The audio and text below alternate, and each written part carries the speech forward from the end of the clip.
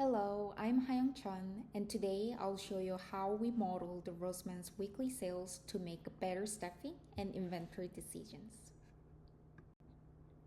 Rossmann is a major European drugstore chain, and my goal in this project is to understand what drives its weekly sales and forecast them reliably for better planning. To guide the analysis, I focused on three key questions. First, which variables truly influence weekly sales? Second, how do those variables interact dynamically over time? And the third, how accurately can we forecast the near future, the next 4 weeks, and the longer future up to 15 weeks? These questions form the backbone of the story you'll see today. The dataset includes 2 numerical variables and 3 categorical variables, which are open days, promo days, and state holidays. Sales is our response variables, the main value we want to forecast. So together, these variables describe customer behavior and store conditions, forming the foundation for our modeling. And when it comes to data preparation, since managers plan weekly, I converted the daily data set into weekly total for sales, customers, and store activity. So this is the before aggregation. And after the aggregation, sales customers were summed. Promo days, open days, school holidays, and state holidays were counted each week. This weekly format now matches how the business operates and reveals clear seasonality and patterns. Now, the next step is to check whether the series is stationary. The first condition is constant mean.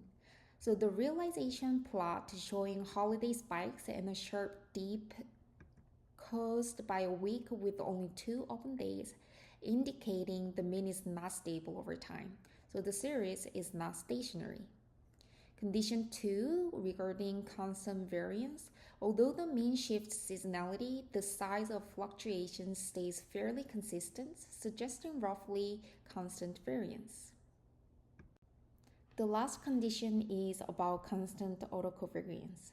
The ACF shows slow decay and the left and right half of the series behave differently. The ACF also shows seasonal bumps and inconsistent behavior across the series. For example, if we look at the first blue circle, it shows that a big bump around the week 52. If you're expecting period of 52, we're expecting around the 104 we'll see another bump, but we're not seeing that. So it means that autocovariance isn't constant and also confirms the data is non-stationary. This is well shown in spectral density plot. The peaks at 0 and 0.5 shows strong long-term and seasonal structure in the data, which confirms the series isn't stationary in its raw form. For the modeling, I compared 4 different model families, each capturing a different aspect of the story. The first ARIMA 111, a simple baseline model, and the second seasonal ARIMA 210 with a period of 52, designed specifically to capture yearly patterns. And the VAR1 model let us forecast sales using multiple drivers at once, like customers, promotions, and open days. And the last MLP neural network captures nonlinear patterns but requires more data and is less stable on small time series.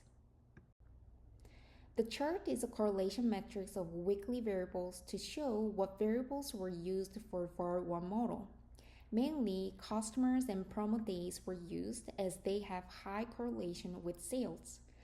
The state holidays and open days have high correlation with each other, which is negative 0.97. This is because store usually closes when it is a state holiday. So the model only used open days that has relatively high correlation with the sales variable. Now let's see the result, which model is the best for a short-term model. For the next 4 weeks, which is crucial for staffing and weekly operations, the VAR1 model performed the best. It had the lowest ASC among all models. Because short-term sales are strongly influenced by weekly customer traffic, promotions, and open days, and VAR is the only model that directly incorporates those variables. These plots show how VAR forecasts next month's sales. It adapts quickly to recent changes and follows short-term fluctuations more accurately than the other models. For long-term planning, inventory, budgeting, and annual strategy, the seasonal ARIMA 210 with the seasonal factor of 52 performed the best. It produced the lowest ASC and the lowest rolling RMSE. This makes sense. Long-term sales patterns are driven mostly by seasonality, but not promotions or weekly changes. Here, you can see the 52 weeks ahead forecast. It captures the repeating annual cycles extremely well, something neural networks and non-seasonal models struggled with due to limited training data. So now we can answer the original three questions. What influences sales? Customer traffic, promotional days, and store open days are the strongest short-term drivers. How do these variables interact over time? They influence only the near future, but long-term patterns are governed almost entirely by seasonality. How accurately can we forecast? The best approach is a two-model strategy. For the short term, it was VAR1 model, and for the long term, seasonal ARIMA 210 with the seasonal factor of 52. By using the right model for each time horizon, Rossmann can plan staffing, inventory, and budgets with far more confidence. Please feel free to reach out to me if you find any questions. Thank you.